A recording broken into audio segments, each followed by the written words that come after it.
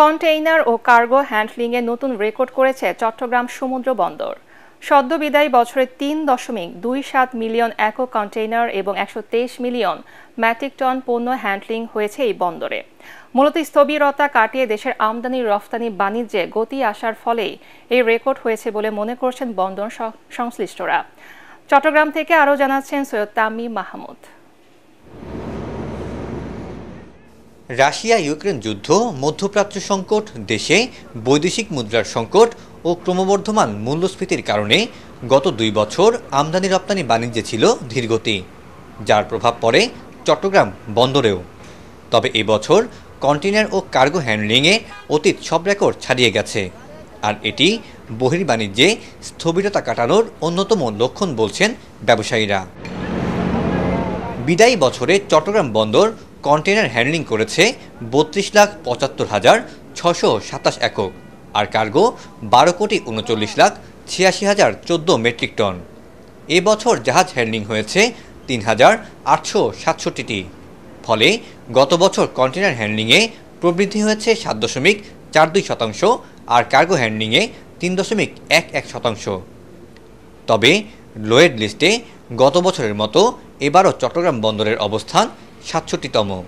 ছাত্র জনতার যে মুভমেন্ট, তারপরে হলো আমাদের বন্যা এবং 7 দিনের ইন্টারনেট ছিল না, তো এটা যদি যোগ করেন তাহলে 1 মাস আরও বাদ পড়ে যায়। তো বেসিক্যালি কিন্তু আমরা 11 মাসে এই 1 বছরের যে অর্জন করেছি, এবং এটা কিন্তু তাহলে আরও বেশি হবে।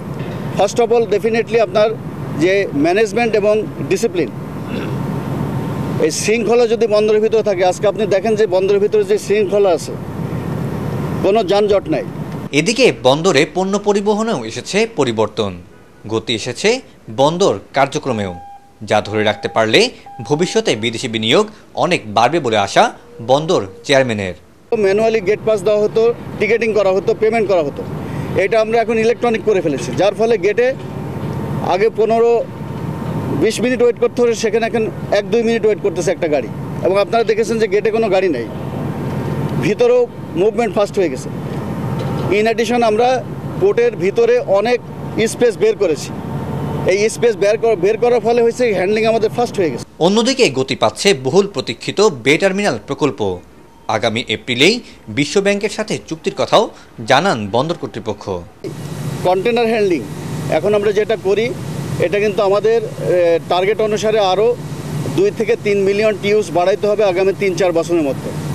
তো সেজন্য আমরা ইতিমধ্যে বে টার্মিনালের যে কার্যক্রম চলছিল সেটাকে ত্বরান্বিত করেছি। ওখানে আমরা 500 একর জায়গা অধিগ্রহণ করেছি, এবং ওয়ার্ল্ড ব্যাংক যে আমাদেরকে $650 মিলিয়ন যে কমিটমেন্ট করেছে অ্যাক্সেস চ্যানেল এবং নেভিগেশন চ্যানেল এবং ব্রেক ওয়াটার করার জন্য, সেই কাজটা আমরা এখন তড়িৎ গতিতে ফাস্ট ট্র্যাক করে করছি। তবে সংশ্লিষ্টরা মনে করছেন চট্টগ্রাম বন্দরকে ঘিরে চলমান উন্নয়ন প্রকল্পগুলো দ্রুত বাস্তবায়ন করা না গেলে কন্টেইনার হ্যান্ডলিংয়ের প্রবৃদ্ধি ধরে রাখাই হবে বড় চ্যালেঞ্জ। সৈয়দ তামিম মাহমুদ, এটিএন বাংলা, চট্টগ্রাম।